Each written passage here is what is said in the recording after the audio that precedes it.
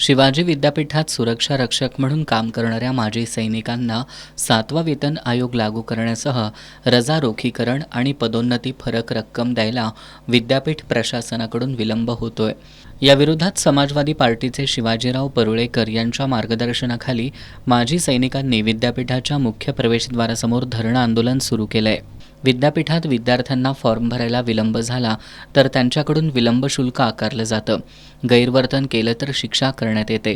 मग प्रशासनाच्या या कारभाराला जे जबाबदार अधिकारी कर्मचारी आहेत त्यांना शिक्षा करणार का, असा संतप्त सवाल आंदोलनकर्त्यांनी केलाय। या फरकाच्या रक्कमेचा प्रस्ताव सहसंचालक उच्च शिक्षण कार्यालयाकडे यापूर्वी पाठवल्याची खोटी माहिती विद्यापीठ प्रशासनानं दिल्याचं त्यांनी सांगितलं।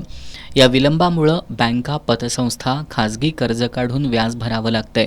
यासाठी आमच्या थकीत रक्कमा संबंधितांकडून व्याजासह वसूल करून आम्हाला देण्यात याव्यात, अशी मागणी यावेळी करण्यात आली।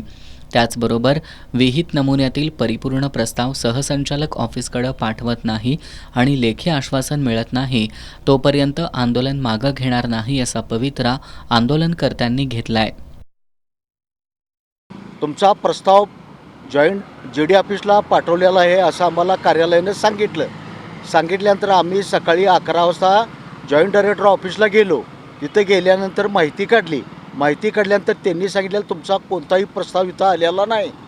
ॲक्च्युली हा प्रस्ताव त्यांनी संध्याकाळी 3:30 वाजता दिला आणि हा सतत माजी सैनिकाची कुठली जर मागणी आली, संघर्षशिवाय विद्यापीठ सैनिकांना कोणतीही मागणी मान्य करत नाही आणि देत नाही।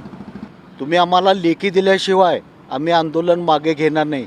ह्याच्यापेक्षा आम्ही तीव्र आंदोलन करण्याच्या तयारीत आहे, याची आपण कृपया दक्षता घ्यावी।